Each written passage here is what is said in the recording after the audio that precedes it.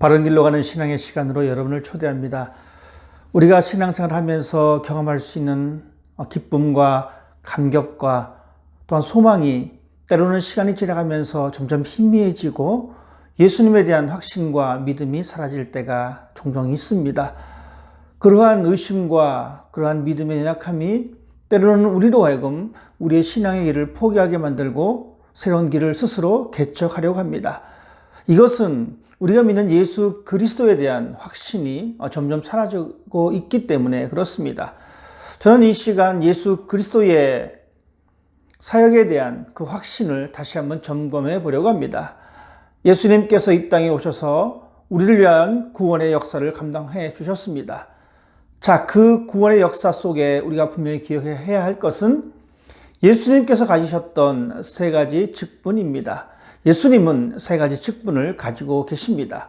즉 예수님의 3대 직분은 선지자, 제사장, 왕의 직분을 가지고 계셨습니다.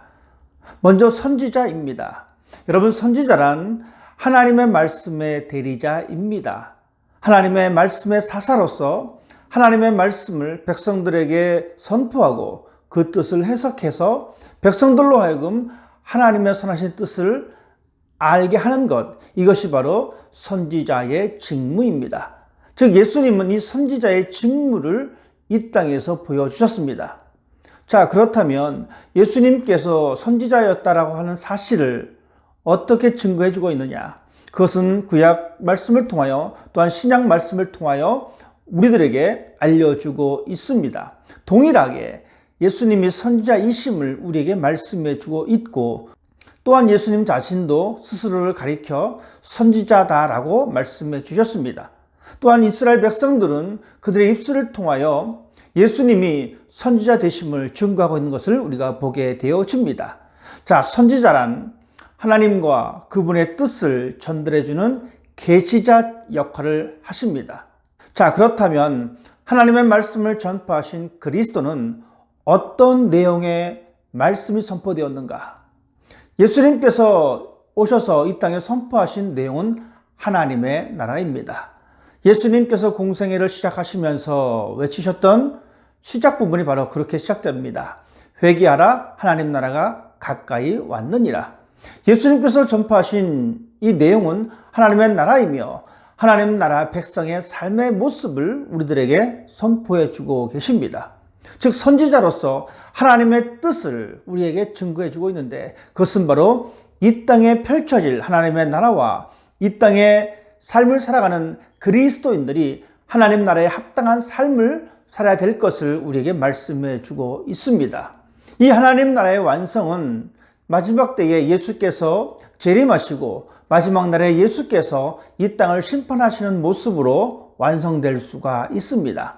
선지자로서 하나님의 뜻을 전달해 주셨던 예수님은 이 말씀 전파의 방법을 말씀과 더불어 사람들을 훈련시키면서 그것을 보여주셨습니다. 또한 수많은 기적과 이적을 베풀면서 하나님의 뜻을, 하나님의 생각을 전파해 주셨습니다.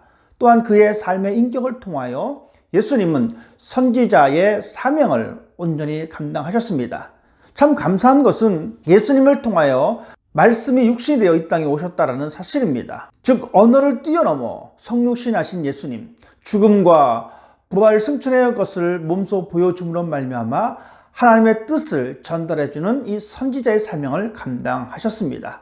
자, 그러면 왜 예수 그리스도에게 선지자의 이 직분이 중요한가? 그것은 바로 이 선지자가 하나님의 생각과 하나님의 뜻을 전달해 줄 때에 비로소 우리는 그곳에서 우리의 죄를 깨닫게 된다는 사실입니다. 죄로 알지 못하는 우리들에게 예수님께서는 오셔서 선지자의 사명을 가지시고 이것이 죄다, 이것이 하나님의 뜻과 어긋나는 것이다 라고 하는 사실을 분명하게 선포해 줬습니다.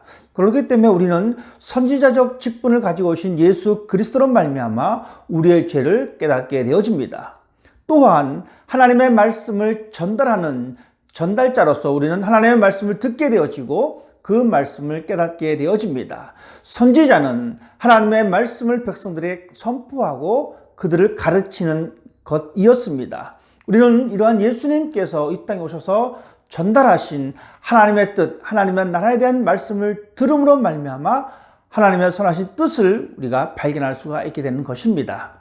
두 번째 우리가 알 수 있는 것은 제사장으로서의 직무입니다. 제사장은 인간의 죄를 대표해서 하나님 앞에 나아가며 인간의 죄를 속하기 위해서 희생의 제물을 드리고 하나님의 백성들을 위하여 중보기도를 드리고 그들을 향한 하나님의 복음을 선포하는 것이 바로 제사장의 역할입니다.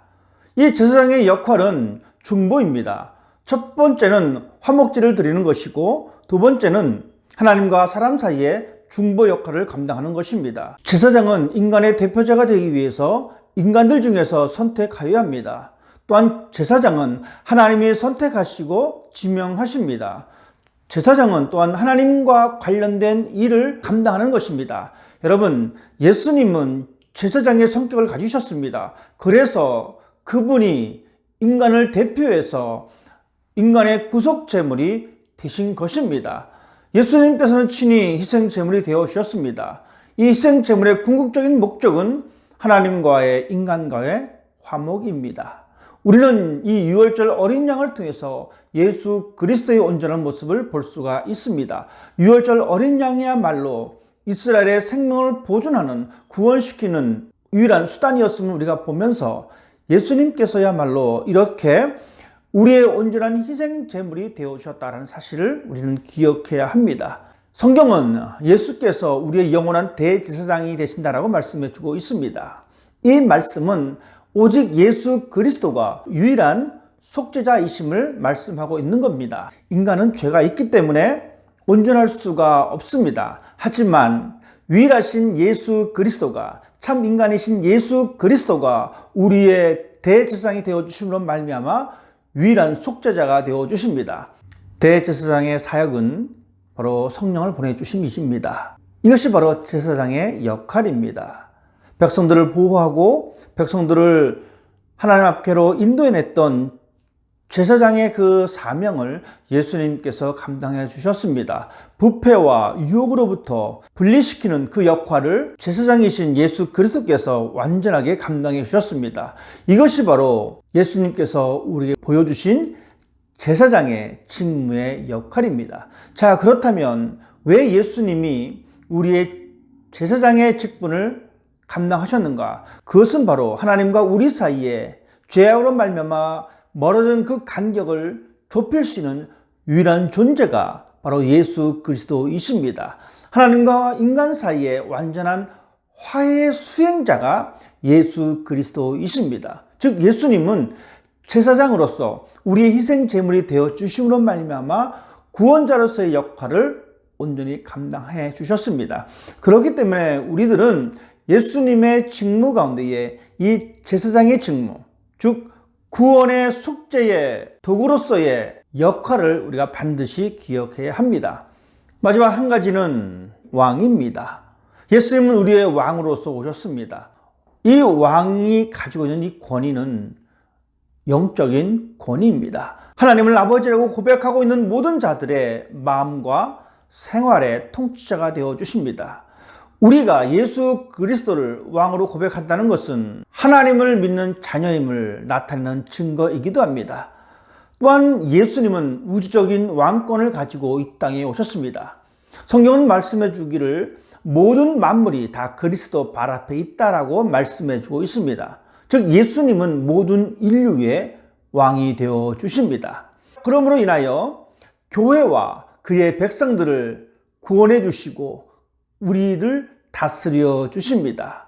자기 백성들의 영적 성장과 성화와 구원을 완성시키기 위하여 우리를 다스리고 계십니다. 예수님의 직무 왕, 즉 예수님은 우리의 왕 되심을 여러분 기억하십시다. 이 왕은 세상의 위협으로부터 모든 대적을 굴복시키고 이 세상을 다스리시는 분이십니다. 왜 예수께서 왕으로 이 땅에 오셨는가? 그것은 바로 우리로 하여금 하나님 앞에 영광과 존귀를 돌려드려야 되기 때문에 그렇습니다. 이 말씀은 예수님은 왕이시기에 우리의 마음과 우리의 생활의 모든 패턴들을 예수의 이름 앞에 무릎 꿇고 살아가는 것이 바로 우리들의 삶의 마땅한 도리가 되어야 한다는 사실입니다. 하나님의 통치를 받아들임으로 말미암아 나는 그분의 백성임을, 나는 그분의 자녀임을 고백하는 것이 우리의 신앙의 모습이 되어야 합니다. 예수님은 이 땅에 선지자적 사명을 띠고 이 땅에 오셨습니다. 예수님은 이 땅에 제사장적 사명을 띠고 이 땅에 오셨습니다. 예수님은 이 땅에 왕으로서의 사명을 가지고 오셨습니다. 선지자로 오신 그 예수님을 우리는 기억하면서 그분의 말씀에 귀를 기울이는 사람이 되어야 합니다. 제사장의 사명을 띠고 이 땅에 오신 예수님을 기억하면서 우리는 우리의 유일한 구원자이신 예수 그리스도의 구원을 위하여 나아가는 사람이 되어야 합니다. 왕으로 오신 예수 그리스도의 그 직분을 우리가 기억하면서 왕 대신 예수 그리스도 앞에 우리가 무릎 꿇고 그분의 통치에 복종하는 삶을 살아가는 사람이 되어야 합니다. 완전한 신이시며 완전한 인간이신 예수께서 우리에게 선지자로 제사장으로 왕으로 오심을 기억하시면서 예수 그리스도로 말미암아 하나님께로 한 걸음 나아갈 때에 우리는 비로소 그곳에서 참된 생명을 경험할 수가 있는 것입니다. 예수님은 왕이요, 예수님은 우리의 대제사장이시요, 예수님은 우리의 선지자가 되어 주십니다. 또한 우리는 연약한 존재이기에 죄악된 모습으로 무너질 때가 많이 있습니다. 그럴 때 우리는 죄책감과 죄 속에 허덕이는 것이 아니라 우리의 대제사장 되어주신 예수 그리스도 앞에 나아가는 사람이 되어야 합니다. 그분의 이름을 의지하고 그분 앞에 무릎 꿇는 사람이 되어야 합니다. 예수님은 우리의 중보자가 되어주시기 때문에 그렇습니다. 또한 우리가 무엇을 섬길까 갈팡질팡하고 있을 그때에 여러분 기억하십시다. 예수 그리스도는 우리의 왕이십니다. 이 우주의 왕이십니다. 오직 그 왕 앞에 순종하십시다. 오직 그 왕 앞에 무릎 꿇읍시다. 오직 그 왕의 통치를 받으십시다. 그러할 때 우리가 얻을 수 있는 것은 구원이요, 우리가 얻을 수 있는 것은 죄사함이요, 우리가 얻을 수 있는 것은 평안입니다. 예수께서 우리의 선지자가 되어주셨고, 예수께서 우리의 대제사장이 되어주셨고, 예수께서 우리의 왕이 되어주셨습니다. 어느 곳에 있든지 어떤 상황이 있든지 이 사실을 기억하시면서 우리의 구원자 되신 예수 그리스도 앞에 한 걸음씩 한 걸음씩 전진할 수 있는 그런 삶이 여러분 앞에 펼쳐지시기를 부탁을 드립니다.